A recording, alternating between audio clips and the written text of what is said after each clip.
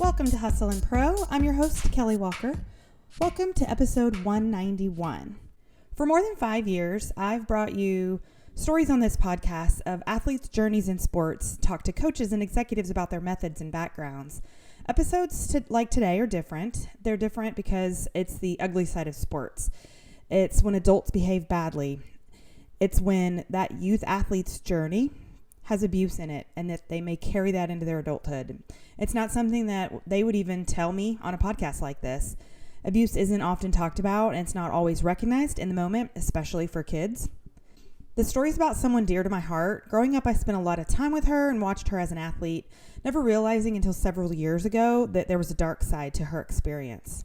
Her male basketball coach said things to her that no male should say to a teenage girl, let alone a student at their school. He was a trusted person in her life, trusted by the school, the parents, and the girl to lead and coach and help. But he took advantage of that trust, and it turns out it was a pattern.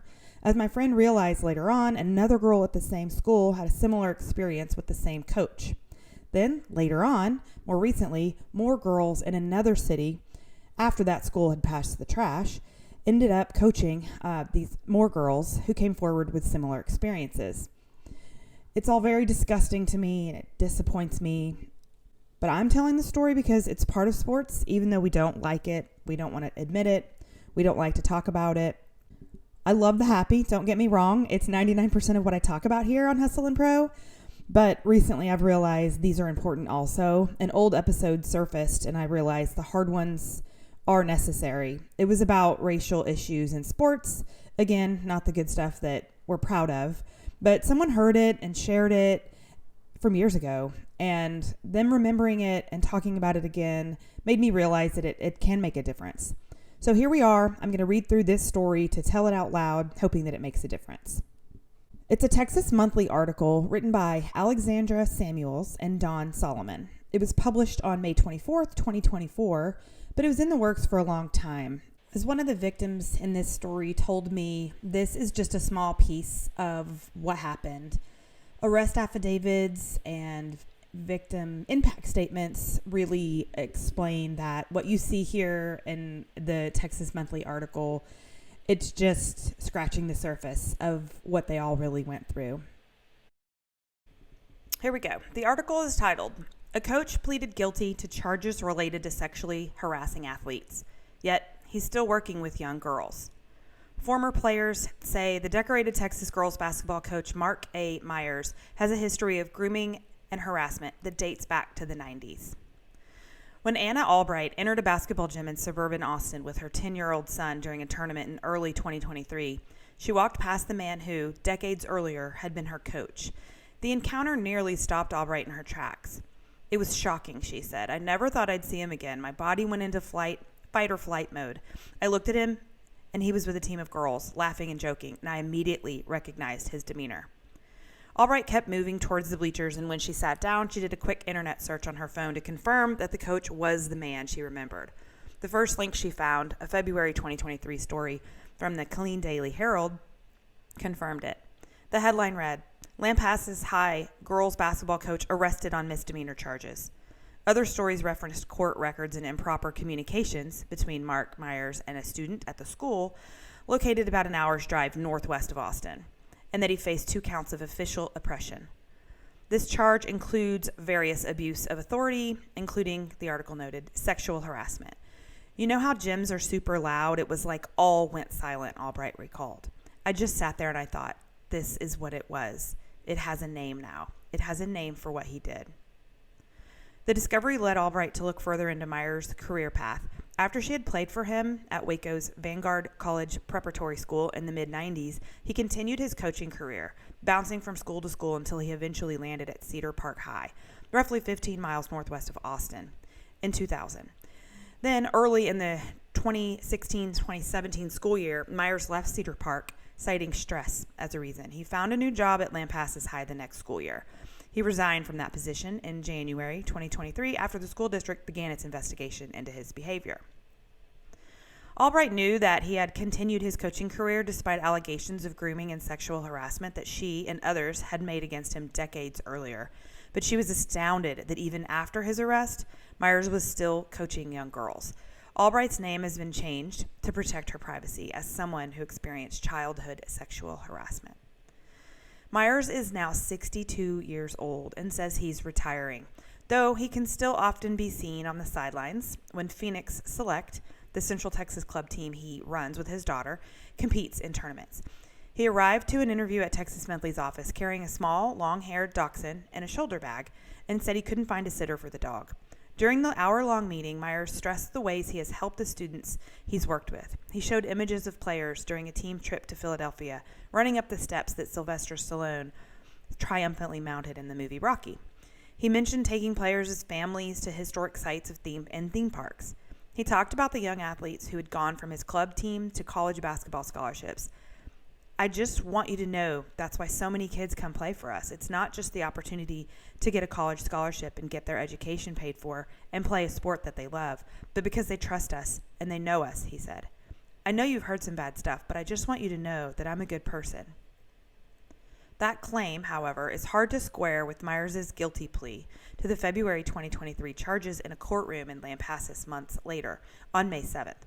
He was sentenced to 2 years of deferred adjudication, probation, and fines worth $2,000.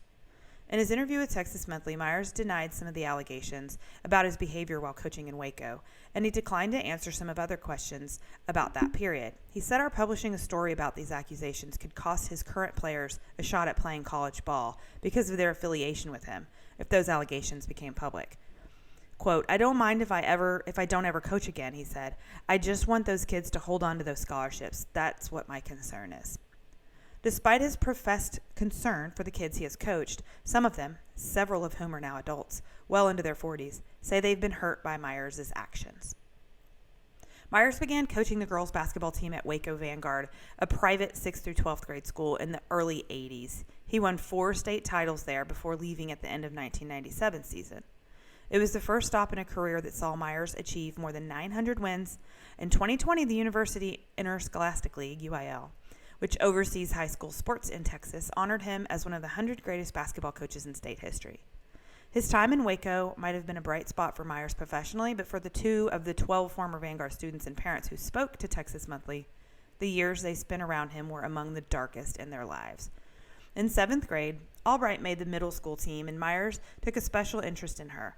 He affectionately called her Laura, she said, because he told her she reminded him of the character by that name on the TV series Little House on the Prairie.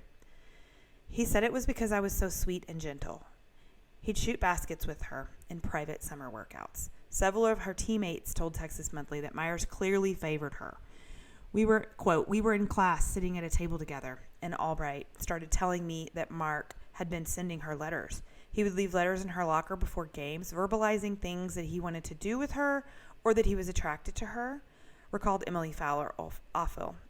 She said the notes were romantic in nature. Sitting in her living room in Austin, Albright, who is now 44, produced notes she had written towards the end of her high school career as she reflected on her relationship with Myers. She can, she said, recall the words he would tell her during private training sessions. He would say things like, if you were a little older and I was a little younger, we could really have something. Or you're the kind of person I would marry. That started in 9th grade. She was 14 then. He was in his mid-30s.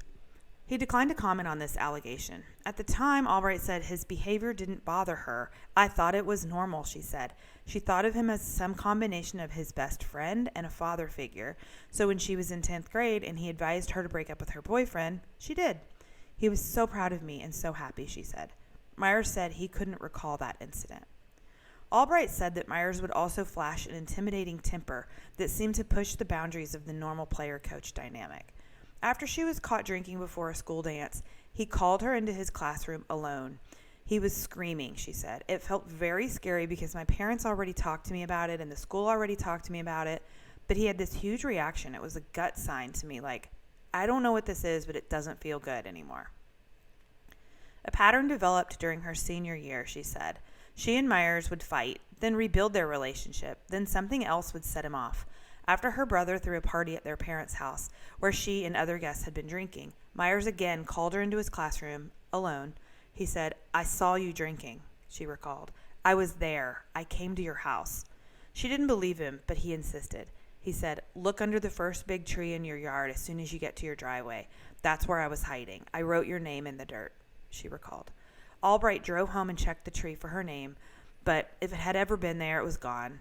She still doesn't know if he hid in her yard watching her, but allowed Texas Monthly to review a letter he sent her before she graduated. "You do not have to be scared to go outside," Myers wrote. "I will never go to your house again." He declined to answer questions about Albright's account. Before a game late in her senior season, Albright strained a muscle in her upper right leg. Myers took her to the training room and massaged the leg, and she was able to play. That night, she recalled, she played very well. After, she said, Myers approached her. He pulled me over and said, "If a massage can do that, let's up it next time and see what happens." Albright said, "That was the final thing that made me think, this does not feel good." Myers said that at small schools without professional trainers, a coach would be responsible for activities such as taping ankles and working out muscle cramps, but did not recall if he ever did so for her. After the season, in the spring of '97, Albright told a few of her teammates about his behavior, and they responded that it seemed inappropriate. She then told her parents, who reported Myers to the school administrators. Shortly thereafter, other students and parents at a school with a graduating class of 37 found out about Albright's allegations, and she faced a backlash from the coach's supporters. She received an anonymous letter in the mail outlining her supposed misbehavior, drinking, an overnight trip to her boyfriend's family ranch, a time she sat on a classmate's desk while wearing a skirt. Teammates and their parents accused her of trying to sabotage Myers because she'd been unsatisfied with her playing time. Although some in the Vanguard High School community responded negatively to Albright's accusations, the news of her decision to report Myers reached a former Vanguard girls basketball star and persuaded her to speak out. Inside her Austin living room, Samantha Reichart retrieved a yearbook photo of herself from 1987. In the image, she's kneeling with a basketball between her hands and her wavy brown hair brushing her shoulders. Years later, she said, Myers told her that year was the first he felt physically attracted to her. She was 12. Because Reichart is a survivor of sexual abuse, her name has been changed in this story. That was also the year that Reichart joined the basketball program at Vanguard. She was a gifted player already, and Myers promised to coach her up to the next level. Quote, "He was telling me, you're going to be a good basketball player. I want to help you do that." He became very invested in me, she said. That investment came through informal summer training sessions, sometimes in small groups, sometimes one-on-one, in which Myers would have Reichart shoot hundreds of three-pointers. They spent a lot of time together, she recalled, but it took years before she noticed patterns that made her feel uncomfortable around the coach. Myers, she said, would drive one of the team vehicles to and from games, and she typically rode with him along with the other players. He would playfully adjust his mirror and act like he was looking at us changing. It felt so normal going through what I now understand was grooming. After the basketball season in her senior year, Reichart joined the softball team, which Myers also coached. And the two continued what Reichart believed to be nothing more than a friendship. To her, the idea that a grown man would see her as attractive seemed preposterous. Quote, "I'm 100% telling you that I had no idea that he had feelings for me," Reichart said. "I didn't know adults could feel like this for kids." Myers, Reichart said, finally expressed his feelings for her after their last softball game together in the spring of '93. Before she went home that day, Reichart said, Myers pulled her aside and said he wanted to talk in the gymnasium. It was well past school hours and the campus was mostly empty. Reichart said her friends, who were waiting to go home together for a sleepover that night, opted to wait outside while she spoke with the coach. Quote, "This is when it all started.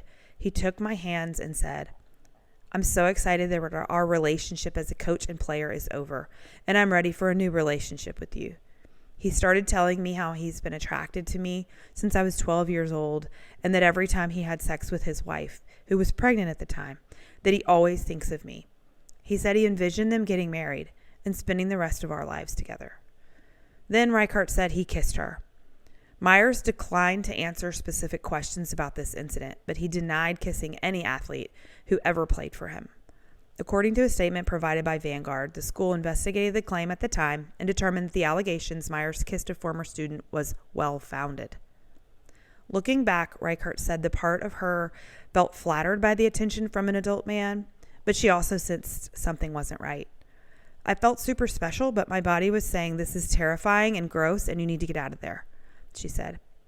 That night, she told some friends what Myers had done. She had the whitest face you've ever seen, recalled Katie Starr O'Connor, who attended the sleepover with Reichert. She just started crying and she was like, "Mark is in love with me and has been since 7th grade." Back then, Reichert said she didn't know what to do. She trusted Myers. He was an adult who had spent the past 6 years coaching her to be Vanguard's best basketball player. Where other adults treated her like a child, it felt to her that Myers saw her as something more.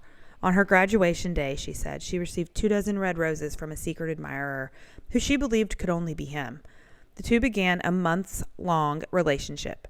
Reichert said she liked the attention at the time, but she has come to believe that she didn't understand how Myers was trying to take advantage of her.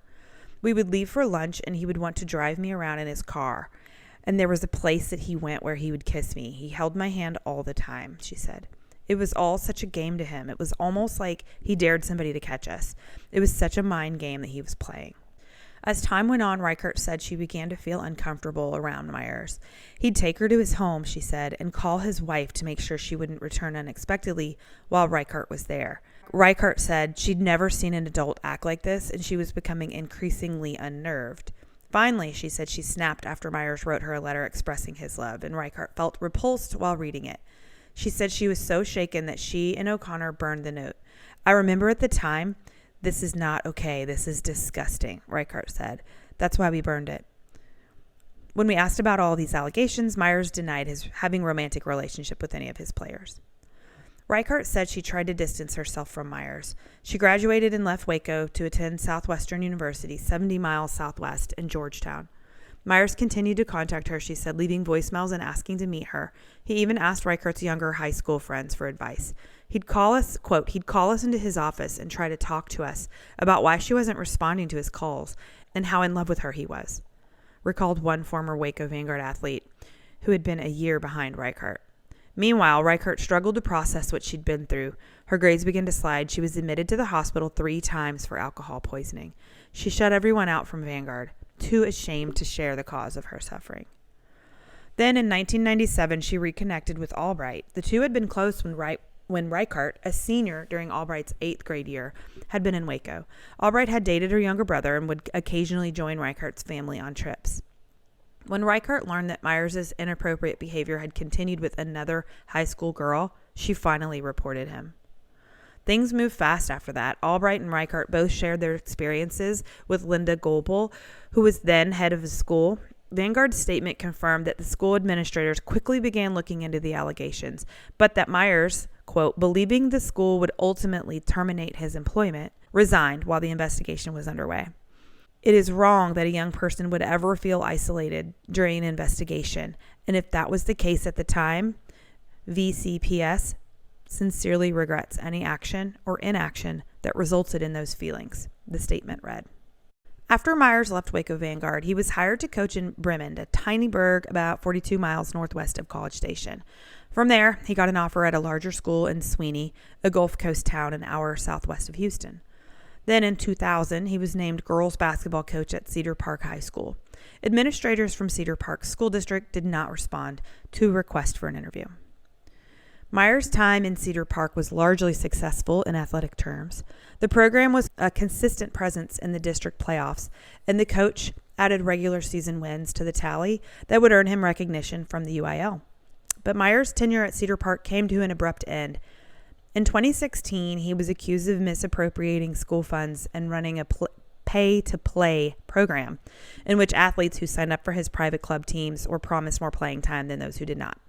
After a school investigation, administrators sent him a letter informing him that his contract would not be renewed. He opted to resign less than a quarter of the way into the 2016-17 season, telling the Austin American-Statesman that he did so because of stress. In his interview with Texas Monthly, Myers denied all allegations of wrongdoing in Cedar Park. Leander ISD reported the allegations to the Texas Education Agency, but there was no indication that officials at the school notified their counterparts in Lampasas before Myers began working there, and the TEA took no further action in his case. According to Richard Carlson, a professor at South Texas College of Law, Houston, schools in the state aren't required to report when former employees have left because of misconduct. In general, employers don't have any duty to call future employers, even when they know another employer has hired that person, he said. For a lot of employers, this presents a dilemma because maybe they're troubled by the employee's conduct, but at the same time, they worry about the prospect of either a defamation lawsuit or a discrimination lawsuit. Employers, he noted, are litigation averse even when they believe they'll win at trial. Winning could still cost them tens of thousands of dollars, he said. To avoid that cost, Carlson explained, many schools won't comment on the performance of past employees other than to verify the individual's start and end dates at the institution. Vanguard's statement said the school did not track Myers' employment over the years and said he, quote, would not have been recommended to the best of our knowledge if contacted by another school. Vanguard, according to the statement, did not discourage any student or family from contacting any of Myers' employers.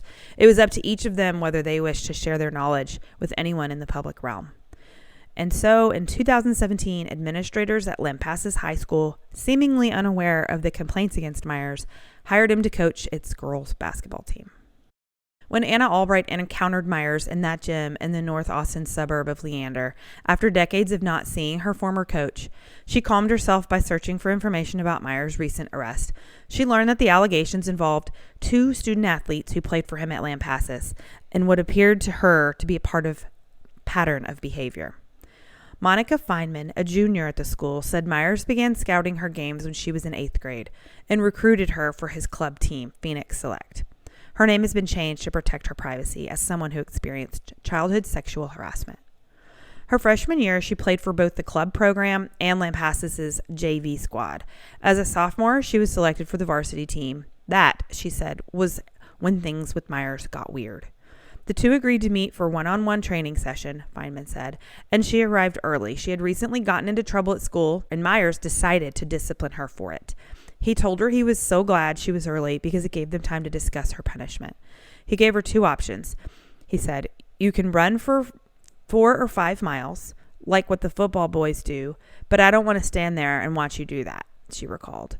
I was like, okay, do you want me to run or not? The other option, she said, involved trying out a new use for Phoenix Select, branded face masks that players had worn during the pandemic. The masks resembled neck gaiters, and Myers told Feynman he was trying to decide if it would be appropriate for the 8th grade players to wear them as tube tops.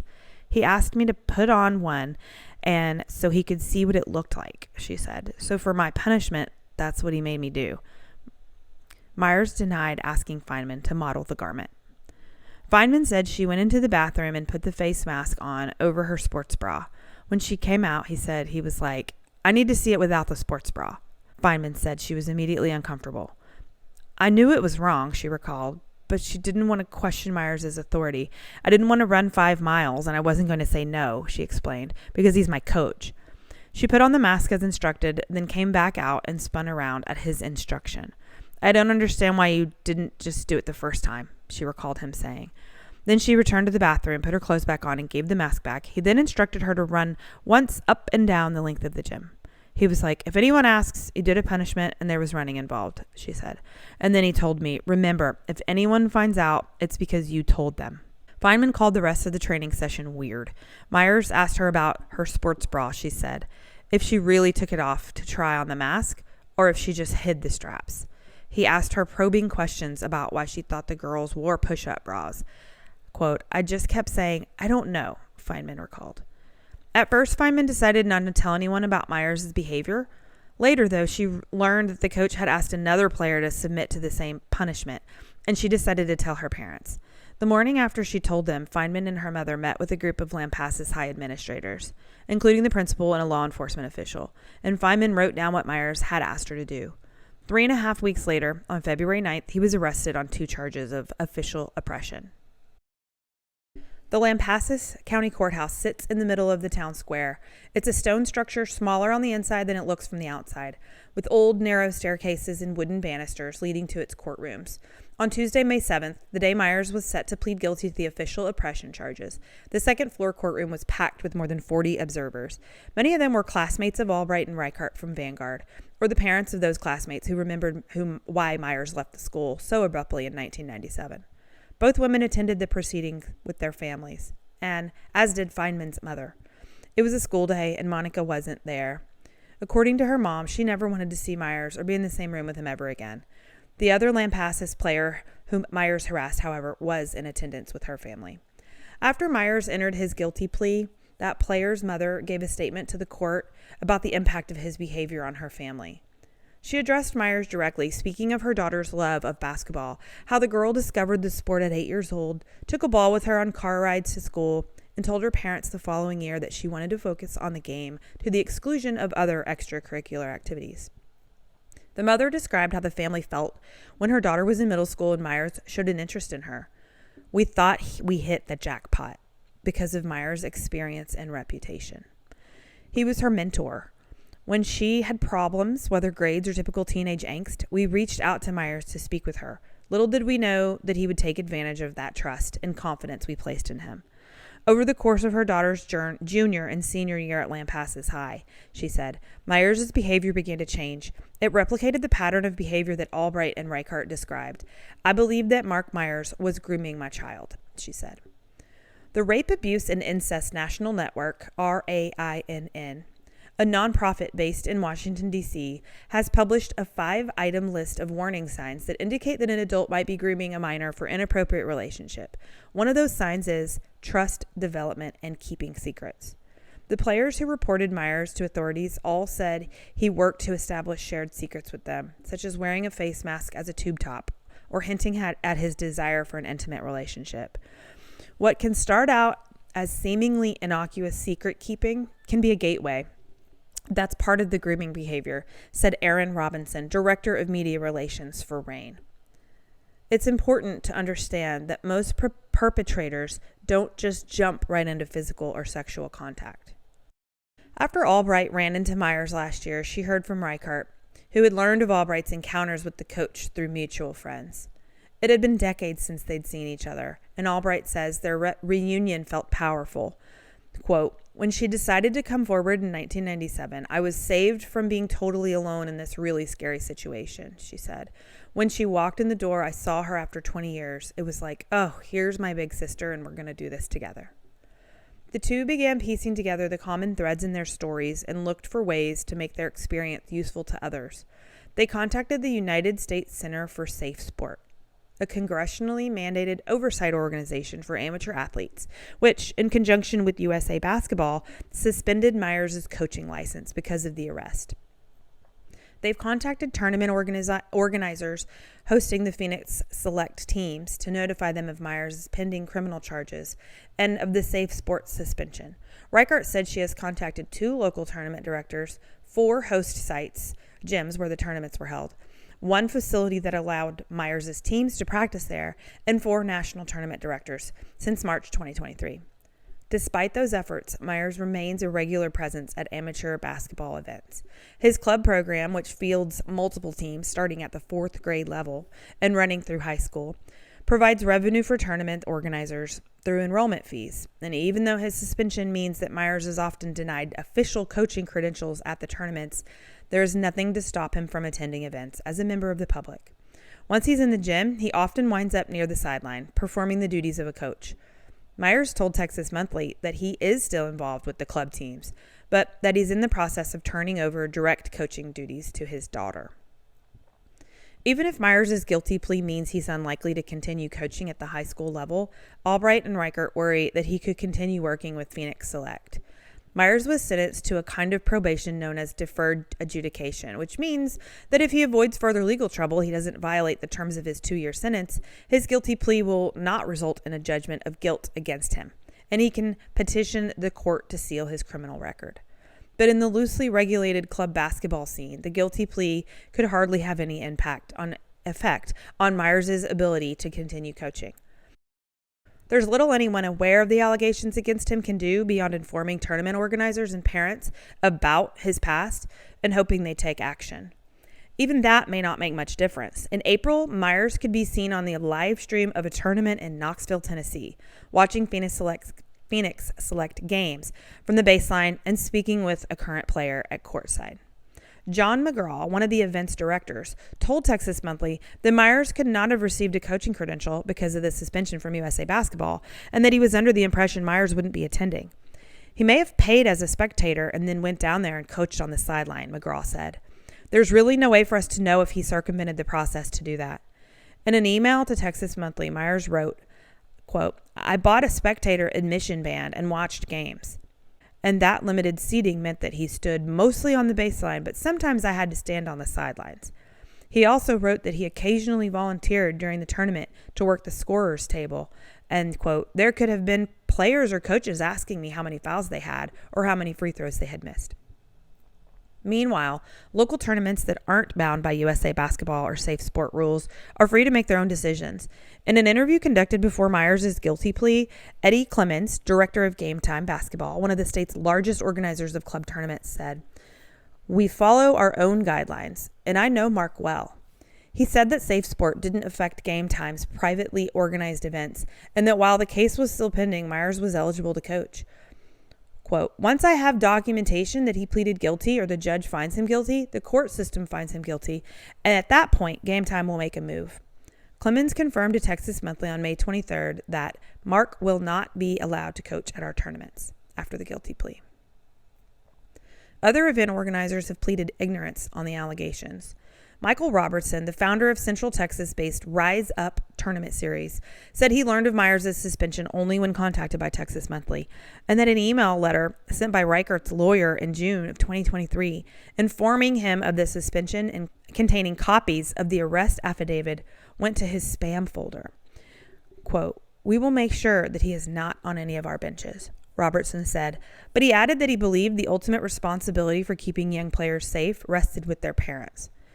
"The only way that this man will ever not be coaching girls basketball is if those parents step up and decide that they don't want this man coaching their teams," he said.